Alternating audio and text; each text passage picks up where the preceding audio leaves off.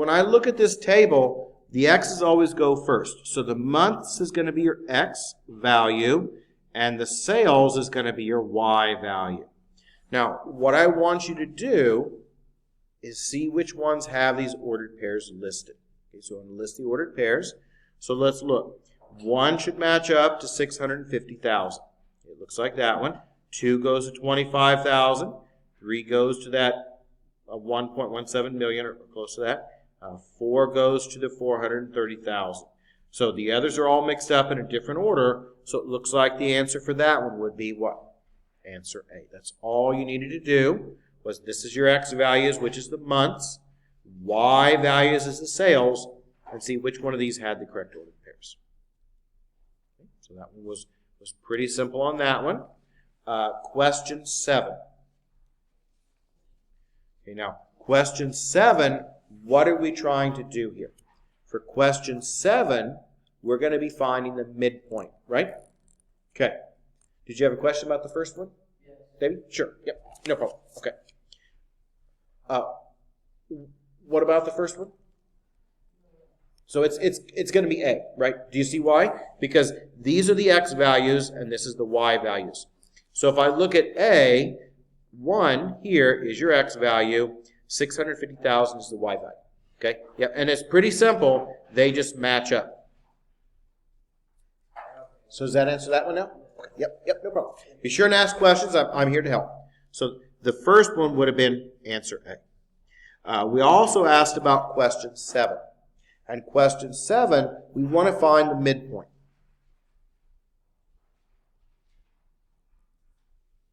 And what we have is we've got two ordered pairs.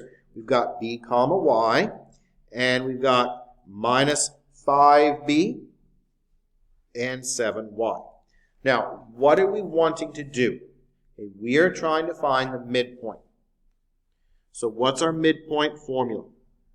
Our midpoint formula is x1 plus x2 over 2 and y1 plus y2 over 2. And this is your x1 and this is your y1, x2 and y2. So all we need to do is fill them in. So here's our formula. Here's our point. So let's go ahead and fill it in. And we're going to be adding these together. So that's going to be b minus 5b over 2. And the next one is y plus 7y over 2. And now we can reduce that down a bit. So what's going to happen here?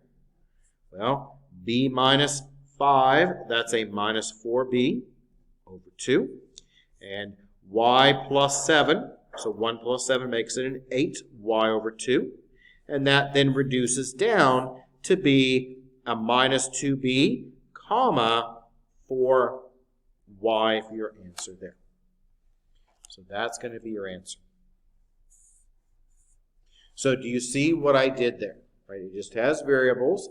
And all I did was I plugged the numbers in. Okay? Pretty simple. Is everyone all right with that one? Question 9, and there are a couple of them like question 9. Question 9, we want to graph the line by filling in the missing parts. So we have 4x minus 6y equals a minus 24, and we need to fill in the missing parts.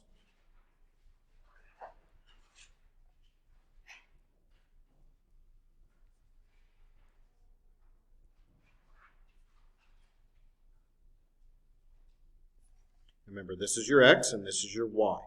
So we're going to begin by plugging in our values. We're going to get our 3 points. We're going to plot the points and then graph them by connecting them together. So let's start with x equals 0. So that's going to be 4 times 0 minus 6y equals a minus 24.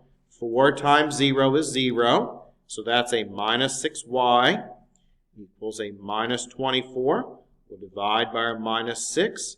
And that leaves you then with 24 over 6, that leaves you then with a positive 4, doesn't it? Repeating the process on the next one. The next one, y equals 0. So that's 4x equals a minus 24. We'll divide by our 4. And so x equals a negative 6 for that one.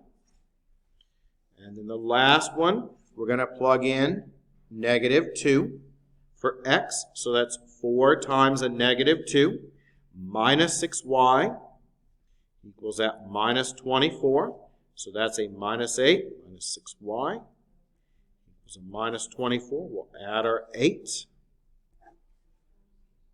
So that gives you then 6y equals, we've got 24. It's negative minus 8.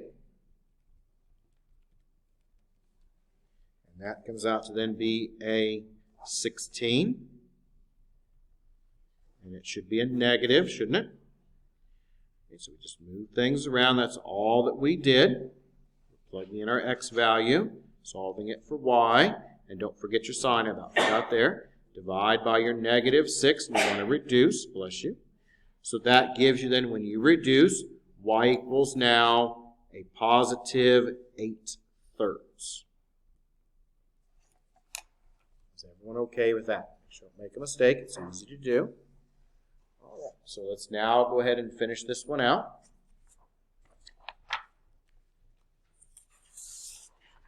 So we need to plot these points so that we can then graph them.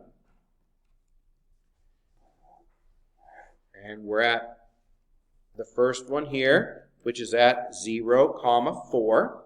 So that's at 0 and up 1, 2, 3, 4 units. Then we've got minus 6, 0. So that's back 6. 6. And then what about minus 2? 8/3. Well, 8/3, okay, 9/3 would be 3.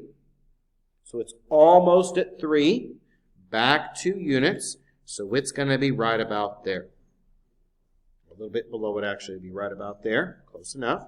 And so that's going to be at minus 2, 8/3, because 8/3 is almost at 3. Connect them together, and there is your line, right?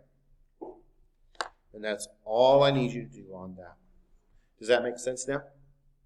Ever ask about it? A second to get those copied down. 2-2, we're going to look at question 3. Do we have any others out of 2-2 to look at besides 3? Any others out of 2-2? We'll go ahead and look here at question 3 out of 2-2. Now, we want to graph this circle.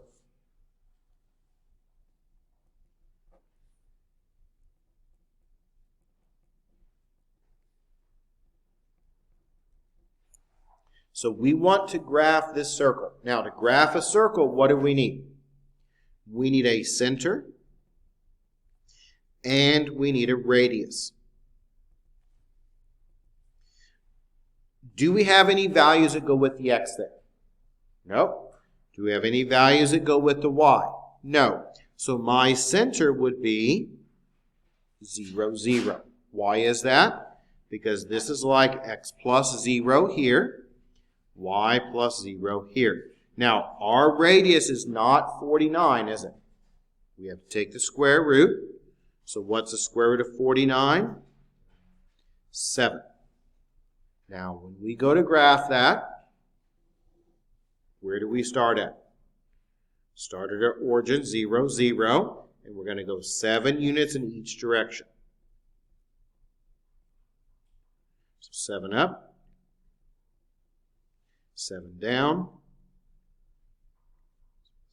7 to the left, and 7 to the right. And then we connect them together.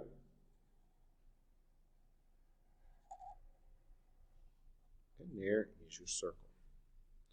Okay, because it is 7 units in each direction from the 0, 0. And that's what I'm wanting to do there. You have to find a center and a radius to graph these circles.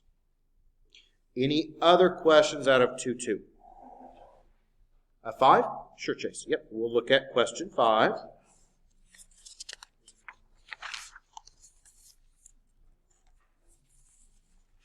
Question 5 is a multiple choice one. And we need to figure out and determine our center and our radius. Okay, so ready to go on that one? Okay, we'll go to this one now. And so let's look at our circle here.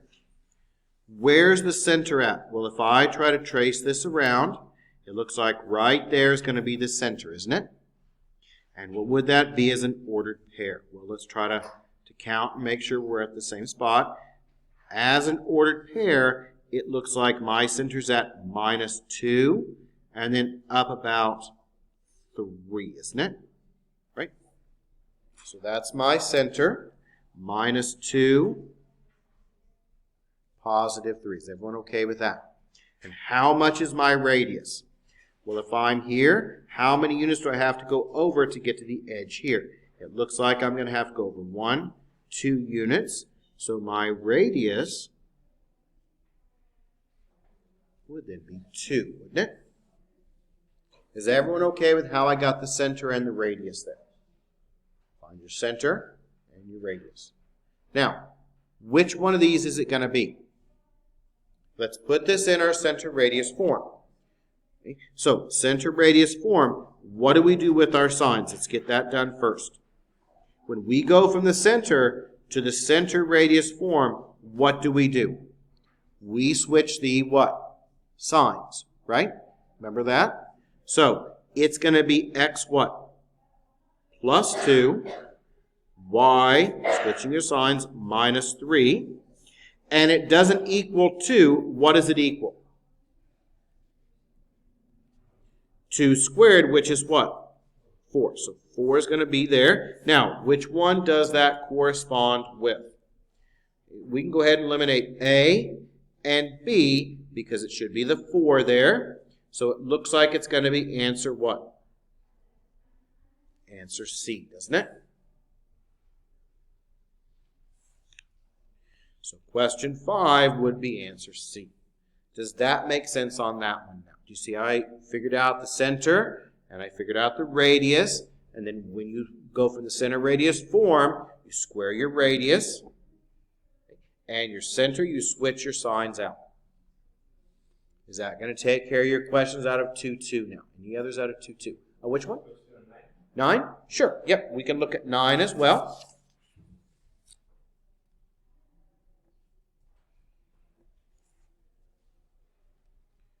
Okay, so question 9, we have this.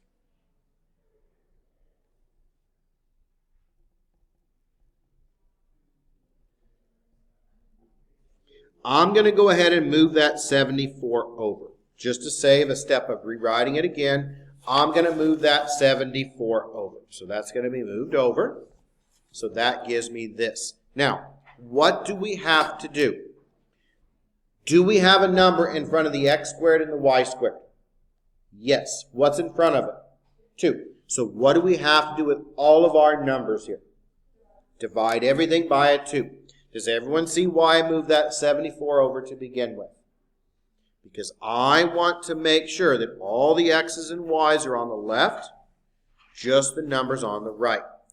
So let's go ahead now and divide everything by our 2.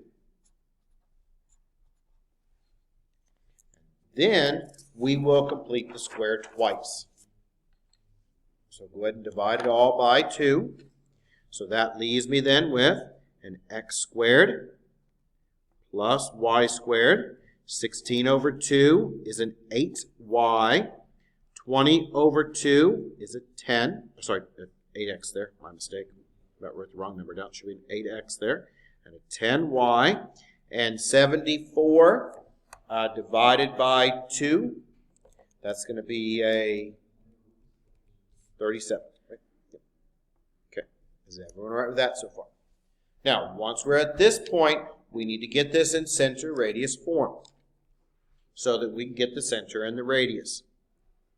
What is the x part? The x part is the x squared plus 8x. So what's our rule? What do? Half, right? n squared. So what's half of positive 8? 4. And then what do we have to add in?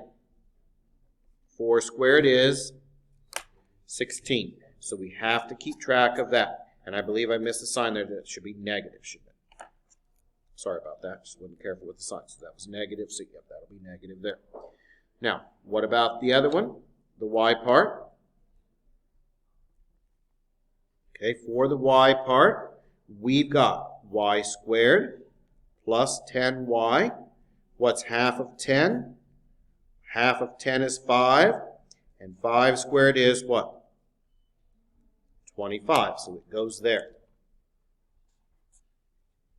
Is everyone with me so far there? Now, put the pieces back together. So we're going to go ahead and put the pieces back together here. And let's see what we've got. Be careful of that minus 37 because that's still there. So we have x plus 4, quantity squared. Y plus 5, quantity squared. Then we have a minus 37 plus 16 plus 25.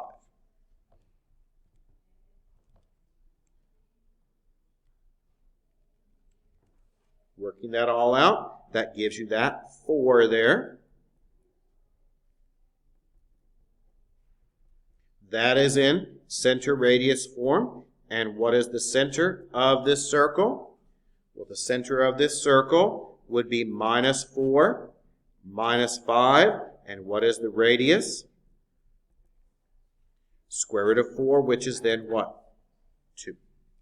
So it is a circle, and it has a center at minus 4, minus 5, and a radius of 2. Is everyone okay with that?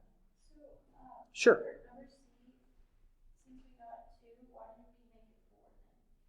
Okay, remember, just to make sure, what's our formula? Our formula is this.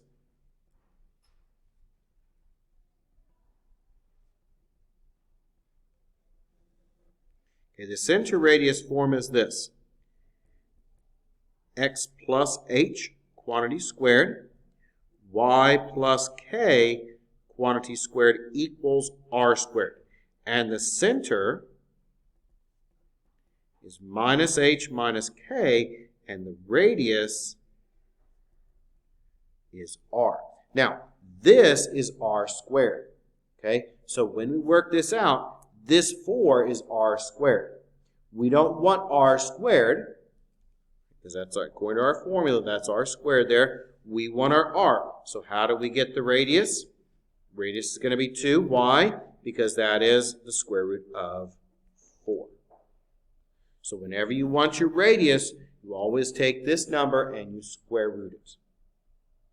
Okay? Versus the last one that we did, we went the other way, right? We found our radius to be 2 on this one. And when it goes in the formula, that is r squared. So that is why that had to be squared. Does that answer that question? So switch your signs when you go from the center to the center radius form, and either you have to either square it or square root it. Okay? Any others? Because that clears up that now, right? Okay. Yep, no problem. Well, if we don't have any others, then we'll move on to the next section, and we're going to talk about today functions. So we're moving on to 2.3, and we're going to be talking about functions.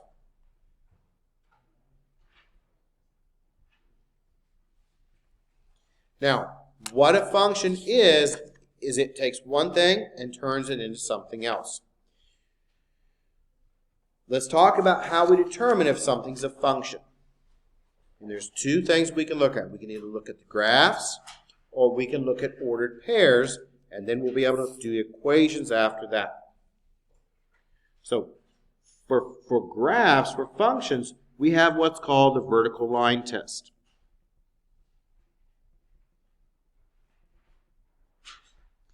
And the vertical line test says this. You draw vertical lines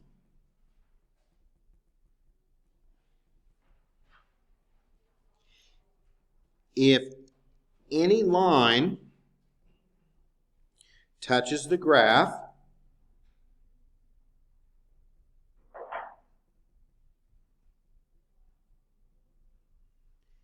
at more than one place,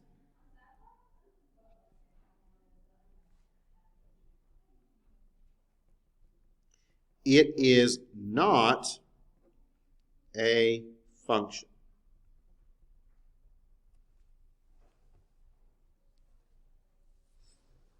Okay, so you draw vertical lines. If any line touches that graph at more than one place, then it is not a function. We also have what's called the domain and the range. And the domain is going to be values of x. And the range is values of y.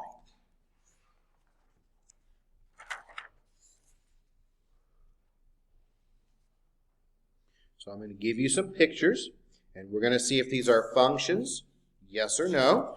And then we're also going to find our domain and our range.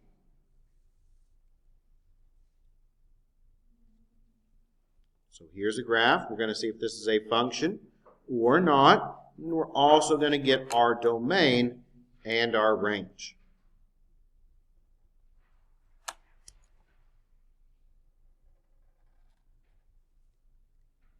So here's the three things we're going to ask. Function, domain,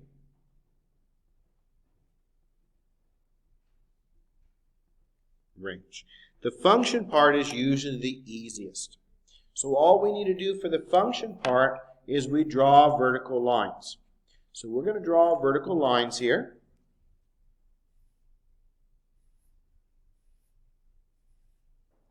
And if any line touches that graph at more than one place, then it is not a function.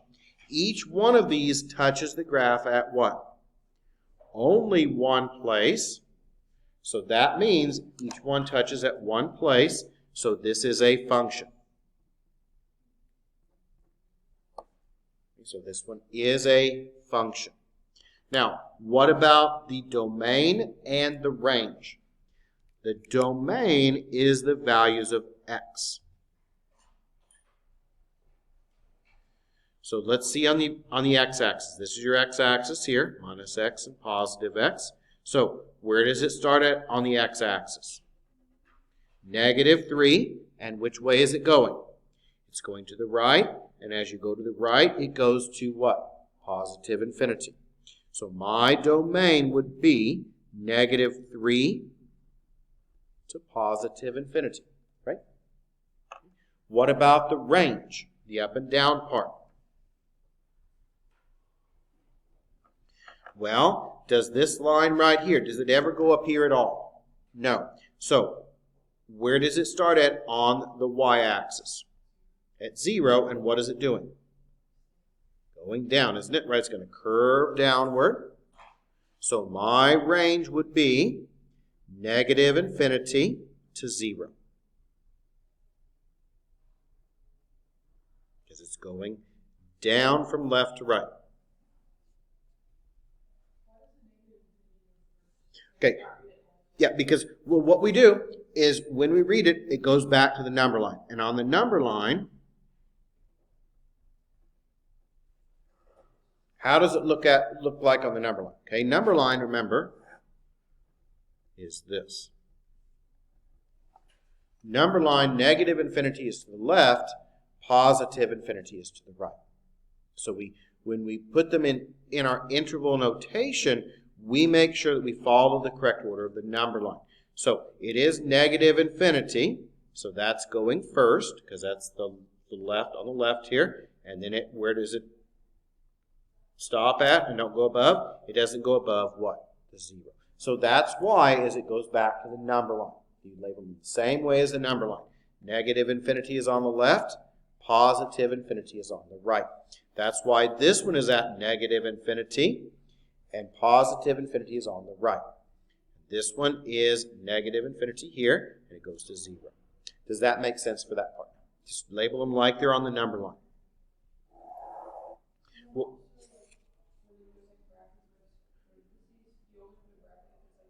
yep, you only put the bracket, yep, because it stops here, so we're going to use a square bracket. Now, with infinity, infinity always, no matter what, is going to get parentheses. Remember from interval notation? So it always, no matter what, will get parentheses. So let's do another one. How about we look at an ellipse?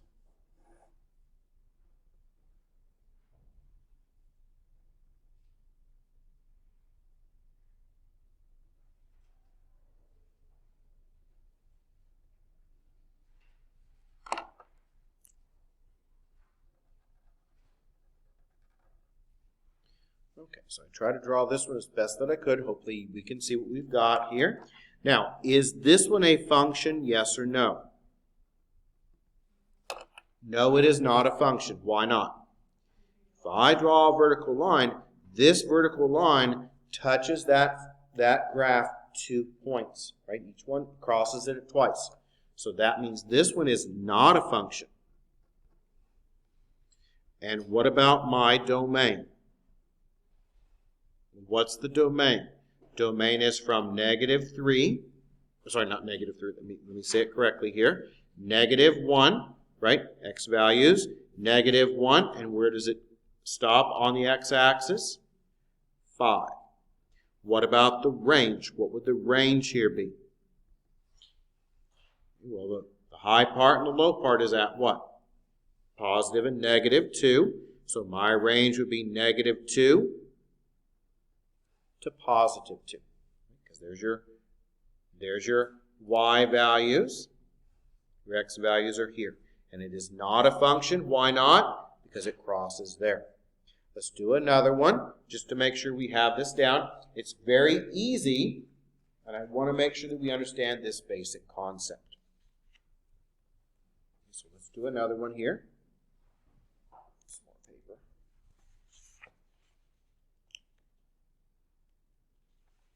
We'll do another one. Separate it here.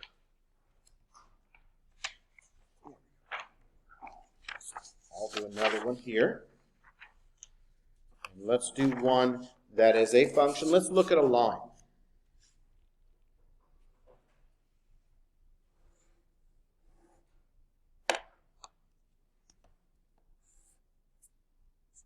How about this graph here? Is this a function, yes or no? Yep, it clearly would be. Why is it a function? Every time I draw a vertical line, each line only crosses the graph at what? One spot. So this is clearly a function. Does anyone want to take a guess as to what the domain and the range are? Yep, for both, right? Let's talk about why that's negative to positive infinity for both. So let's begin by looking at the x part. The x part is the left and right. This can go up and to the right, down and to the left. So it goes to the left and it goes to the right. Since it goes in both directions, left and right, that's why this one is negative to positive infinity. Now, what about the range? Range is up and down. Does this graph go up? Yes, never stops. Does this graph go down? Yes, never stops. So its range is also what? Negative to positive infinity.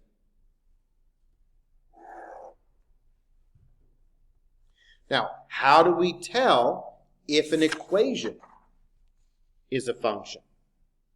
Well, an equation is a function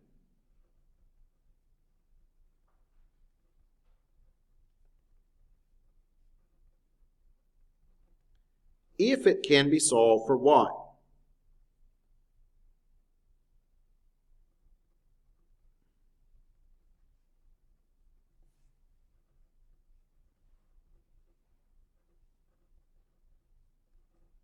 Not y squared,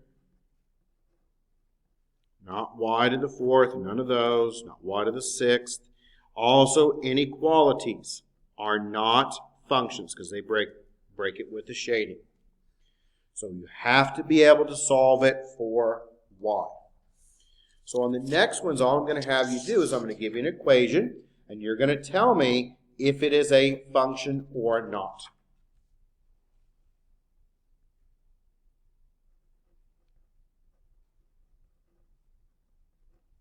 Is this a function or not?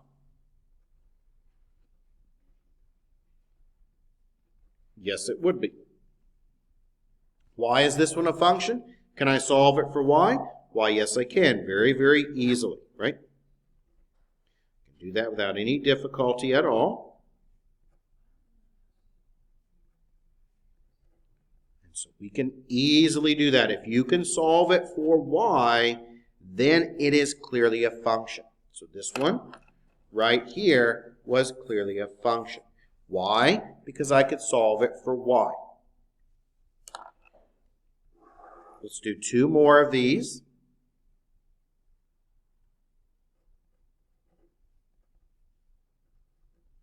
Is xy equals 9, is that a function? Can I solve it for y? Yes. How would you solve this one for y? Well, how does the x go with the y? It goes with by multiplication. And what's the opposite of multiplication here? Division. So let's divide both sides by 9, and now we have solved it for y. So this is a function.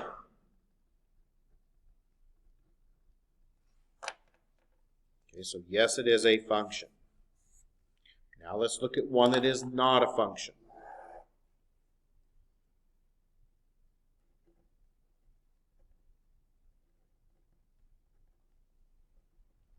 Why is this one not going to be a function? All right, this one is not a function because of the square. No y squares. So that means that this one is not a function.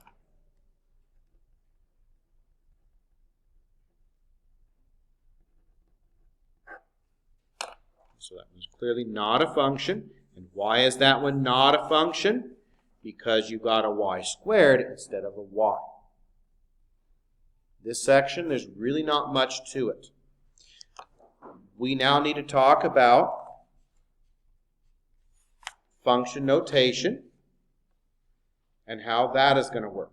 And then we'll look at increasing and decreasing functions, and that's going to be it for this section. There's really not much in this section at all. It's a really quick, short, easy section. So let's now talk a little bit about function notation. And with function notation, we can replace y with f of x. So f of x can be used instead of y.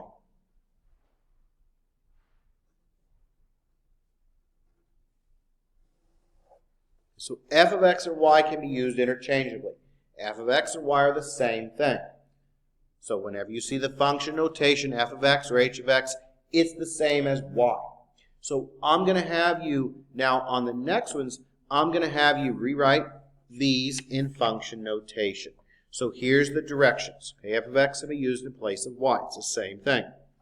Here's the directions. What I want you to do is I want you to solve for y and replace y with f of x. Okay, so that's what we want to do. We want to try to solve it for y, and we want to replace y with f of x. So we'll do a couple of these. And how would this one work? Well, I need to solve it for y. So let's go ahead and do that. It's very easy. I'm going to move that 5x over. So y now equals a minus 5x plus 9. And we now replace that y here with your f of x, your function notation. So f of x now equals a minus 5x plus 9. And that's all I want you to do. Solve it for y and replace y with the function notation. And that's going to go for questions 2, 3, and 4. We're going to do one more, and then we'll talk about increasing and decreasing functions.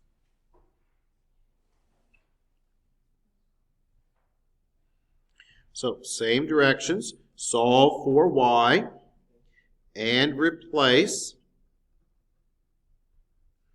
y with f of x.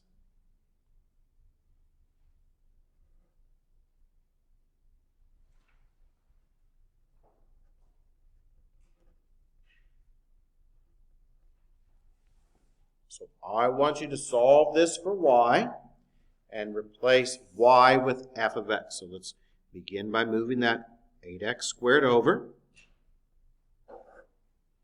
And that leaves you with 4y equals a minus 8x plus 12. We'll divide by our 4. And now we have y equals, dividing out, a minus 2x squared. 12 divided by 4, that's a 3.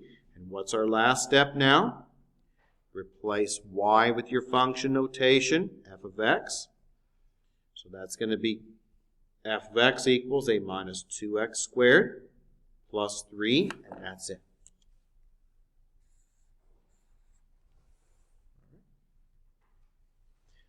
I'll be right back in just a second. I've got to go check on the testers in the library, and I'll be right back in just a minute or two. So that's all there was in 2-3.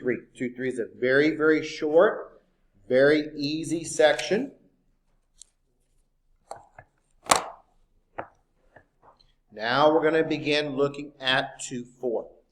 And 2-4 is a short, easy section as well.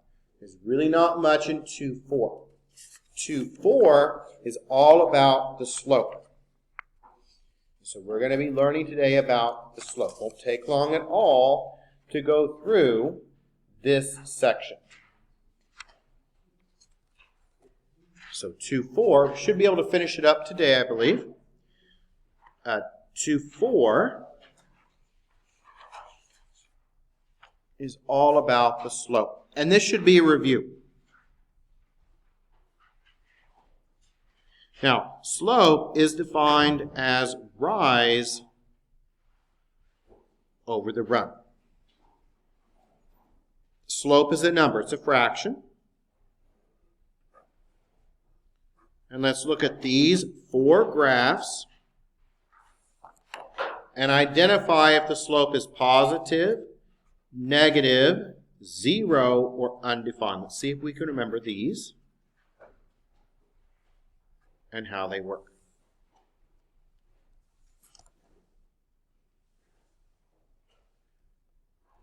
Okay, so when we look at this one, is this line going up or down? From left to right. From left to right, this one's going what? Down. So that means my slope would be what? Negative. This one is going up from left to right. What about this one? Okay, this is a horizontal line here. Is my slope 0 or is my slope undefined? 0. Okay, and this one, my slope would be, I'll keep that graded, I'll hold on to that and give that to you on Tuesday. You're welcome. And this one would have an undefined slope.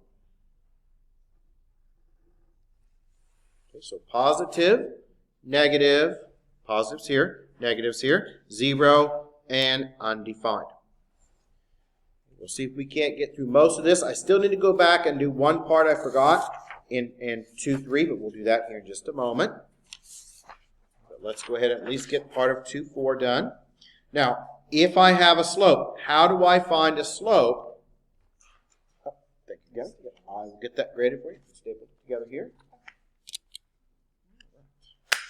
Now, how do I find the slope from a picture? Okay, let's do that first. Let's say I give you a picture, give you a graph. and I want you to find the slope.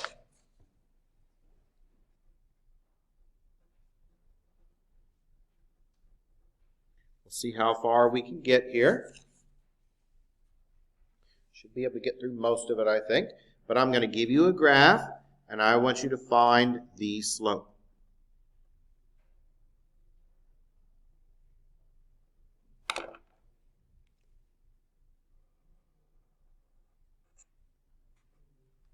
So here's my graph.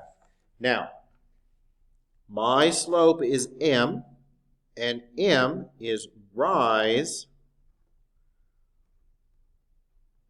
over run. So, first off, is my slope going to be positive or negative of this line? Which one do you think it's going to be? It's going down, right? So it's going to be negative. Now, how do I get from this point right here to this point right here on the graph? Well, I have to go down how many units? Down 3, that's your rise. And then how many units do I go over? 2. So my slope here would be a minus 3 over 2, right? So down 3 over 2. Always remember, if it goes down from left to right, that's decreasing, and it has a negative slope. If I give you 2 ordered pairs, how do you find the slope? We can get it from a picture. How do we find the slope from ordered pairs?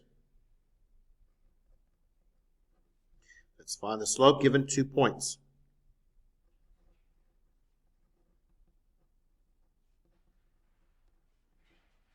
Well, we need a formula. And the formula we're going to be using is m equals y1 minus y2 over x1 minus x2. So we're going to find the slope given 2 points, and here's our formula. M represents our slope. So let's go ahead now. I'm going to give you 2 ordered pairs, and we're going to find the slope. So how about 5, 4, and 7 minus 2? Label them just like they were going into your midpoint formula. Fill it in. Watch your signs. Here's where students make a mistake. Y's go on the top. X's go down below. That's the most commonly made mistake. So that's going to be 4. Another commonly made mistake is the double negative. 4 minus a minus 2 over the x part, which is 5 minus 7. Double negative here makes that then positive. 4 and 2 makes it a 6. 5 and 7, okay, 5 minus 7, it makes it a minus 2. Reduce that down, and that means my slope is going to be a negative what? 3. Remember how to do these? Just rise over run. Okay, so you should be pretty comfortable with that. How do we now work out an application? I'll do one of these applications. You can try the others. So I will work out question 7 from your homework.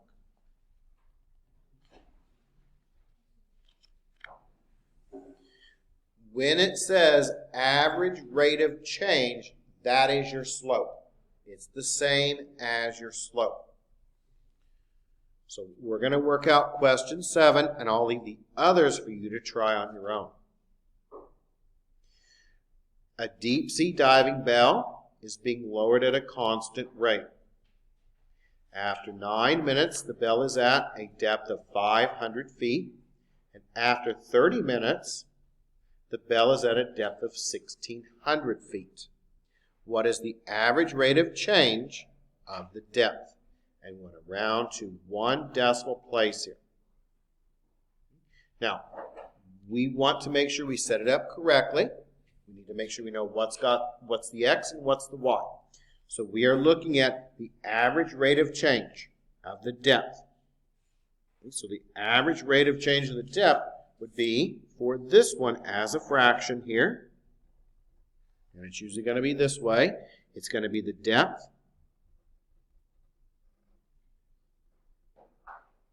over the time. Because that's how fast you change, right? Think of like miles per hour. It's always over your time.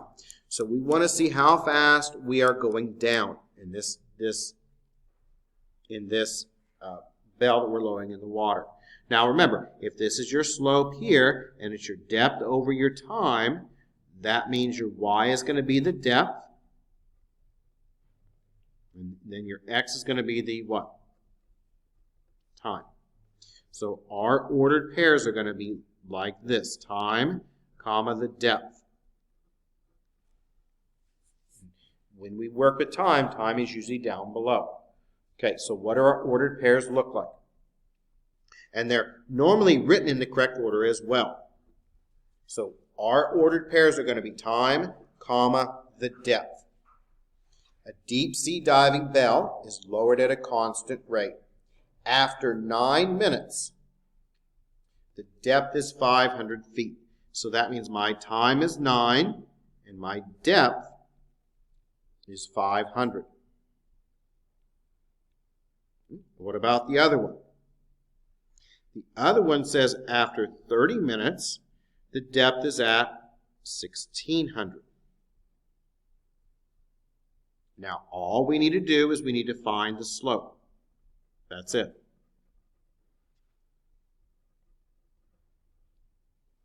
And what's our formula? Well, m equals y1 minus y2 over x1 minus your x2. So let's fill in our pieces. Here's your x1, here's your y1, x2, and y2. So fill them in. And that's 500 minus 1,600 over 9 minus your 30. So 500 minus the 1,600. That's a minus 1,100. And down below we have 9 minus 30. 9 minus 30 is a minus 21. Negative and negative makes it positive. And it says round this to 1 decimal place. So we've got 1,100. Divide that by 21. Round it to 1 decimal place. And that is 52.4. And that is going to be now, and this is in terms of feet per minute. Yep, thank you, Jack. Oh. So that comes out to be 52.4 feet per minute. All the others are going to be set up the same way. The only one you may have trouble with is 9, and if you have trouble with that one, I can work that one out for you next class period. We've talked about the slope. Now let's see how we can graph a line when you're given a point and a slope. So we're going to graph a line when you're given a point and a slope.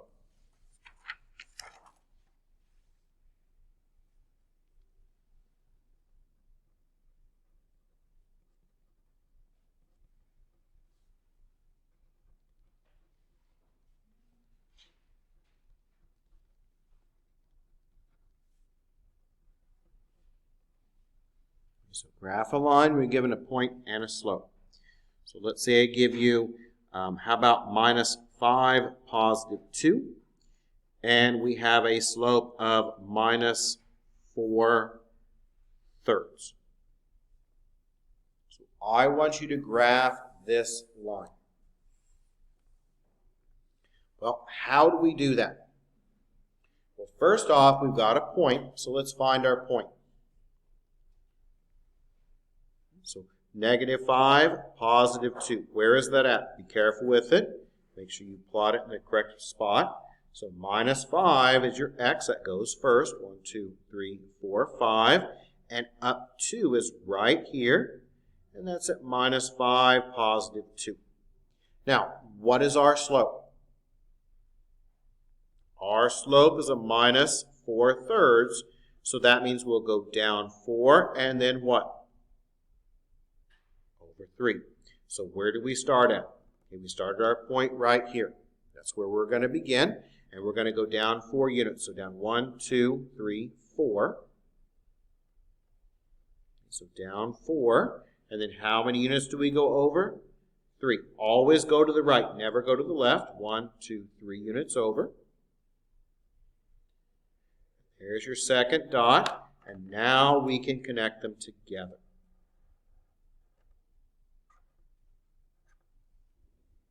So there is your graph.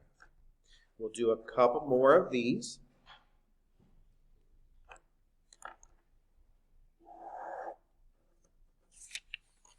And then we'll see how much time we have left. So let's do 2 more of these.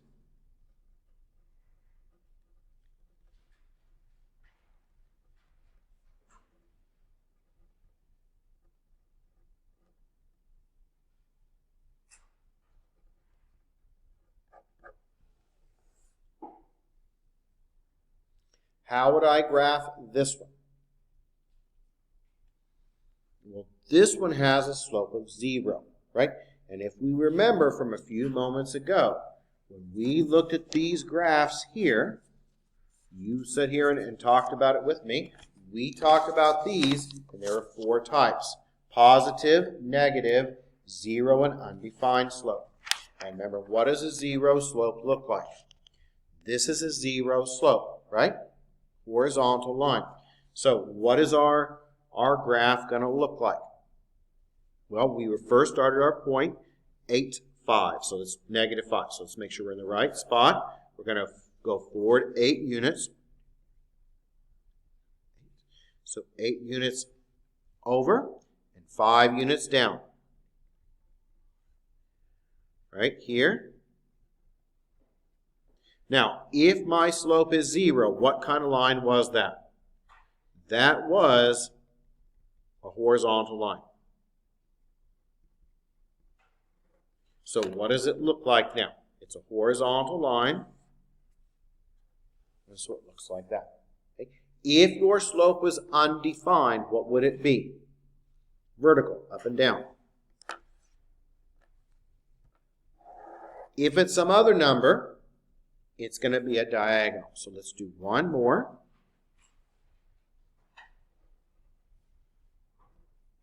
How about we try to graph this one? How about I give you the point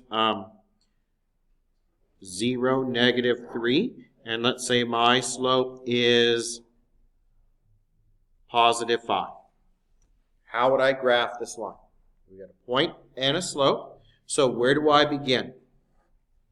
Always begin at your point. 0, negative 3. So that's going to be down 3 units, and that's going to be right about there. Now, what about my slope? My slope is 5 over 1. So that means we have to go up 5 units, and we go over 1. So go up 5. So 1, 2, 3, 4, 5. All right, 5 units up, and then 1 unit over. Make your dot, and then you connect them together. So is everyone all right with how we graph a line when you're given a point and a slope? Is everyone okay with that? Pretty easy, pretty self-explanatory on that. And again, you should be pretty familiar with this already. Now, I do want to go back because we need to go back and look at one little part I forgot from 2, 3. And that is increasing, decreasing, and constant functions. We need to talk about those. So let's do a couple of these, and then that'll be it for today. And we'll talk about what our homework is.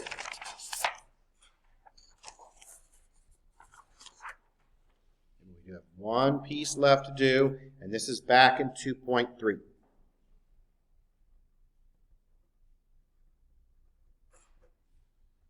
And this specifically looks like your homework question number 5. There's only one of them. We're going to do a different one. We're going to talk about increasing, decreasing, and constant. When I say something is increasing, that means it goes up from left to right.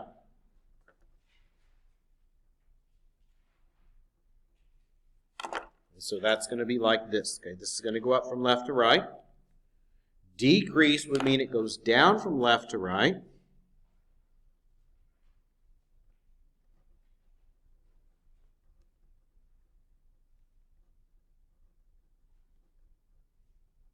It's very similar to the slope. Okay, decrease means going down from left to right.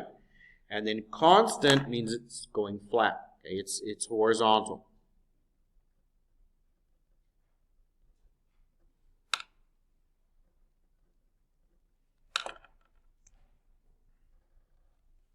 Now, when we go to label these, because I'm going to give you a graph, and you're going to have to label where this function increases, decreases, or remains constant, we always label off of the x-axis.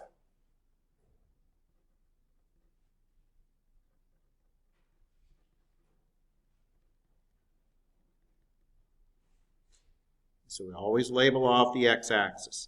So I'm going to give you a graph, and we're going to work on this graph here, and we're going to label it on the x-axis. We're going to label where it increases, where it decreases, and if it does remain constant, where that happens.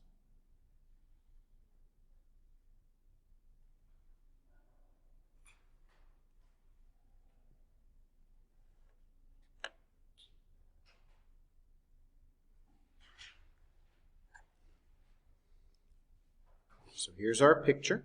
Now, I always think of this as like a roller coaster. We always start at the leftmost point. So we're going to start here. That's at the left. And then we follow the graph. Now, if we go up, that's an increase. So this part's increasing. Then it's constant. It's just like a roller coaster. Go up the track, go to the station, and then go down the ride. So when you go down, that's your decrease. Okay, so it's up, down, and decrease. Now, when we label these, we have to label them based off of the x-axis, not the y-axis. A lot of times, students try to label these based upon the wrong axis. Label them based upon the x-axis, the x and the y part. So let's begin with the increase. So where does it increase from? Okay, it's increasing from here. Now, label it on the x-axis, not the y. So it's increasing from negative infinity. And where does it stop increasing at? It stops increasing at about negative 2. So it increases from negative infinity to negative 2. Where is it constant from? It is constant from about what? Minus 2 to 2, right? Right in here. That's where it's constant. And then where does it decrease from?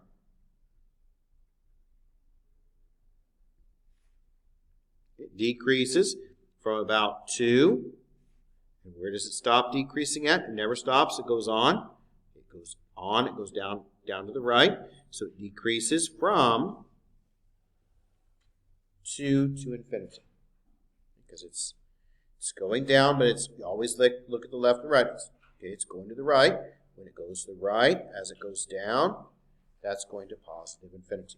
Let's look at question 5 from your homework, and then that'll be it for today. I'll go ahead and pass out the sign-in sheet.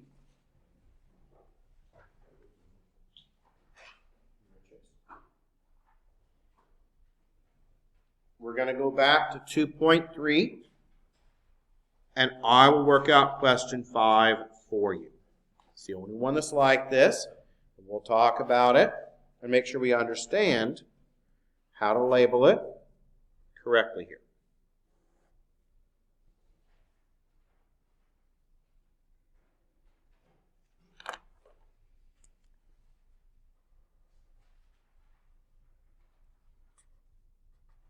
So 2.3, this is question number 5. Now, always start at the leftmost point and work your way to the right. So we're starting here. Now, follow it. What's happening? You're going down. So this part's a decrease, isn't it? It hits this point. What happens at this point here? It starts to go up, so that's an increase. So now we can label it.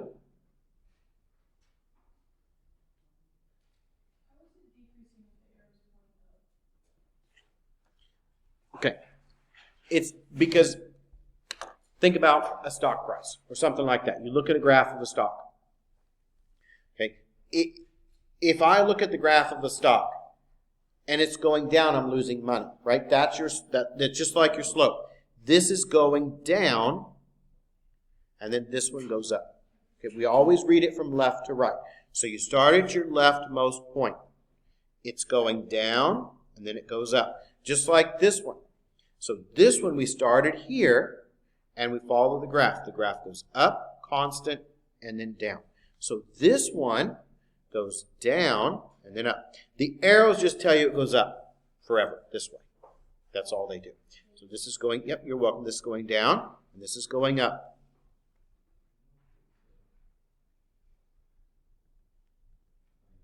So where is it increasing from? Here's where students make a mistake. We label it off of the x-axis. So it is increasing from what? This piece here, and it's going to increase from -1 on the x-axis, and it continues to go this way. So where does it go to? It goes on forever. So positive infinity. So it increases from -1 to positive infinity. Does it ever stay constant, level out? No. So that would have no solution. So there's no part where it's constant. But what about the decrease part? Okay, the decrease part starts at -infinity. And where does it stop decreasing at? -1. So that's how you work out question 5 out of 2, 3. Now, what's our homework? Well, our homework here is going to be 2.3. You should be able to do them all. And 2.4, you're going to be able to do most of them. All right, so 2.4, you should be able to do one. Well, you can try question 1. You should be able to do 1 through 11. We'll cover the rest of them next time. So 2.4, we'll do 1 through 11. Now, just so everyone knows, we will have class on Tuesday.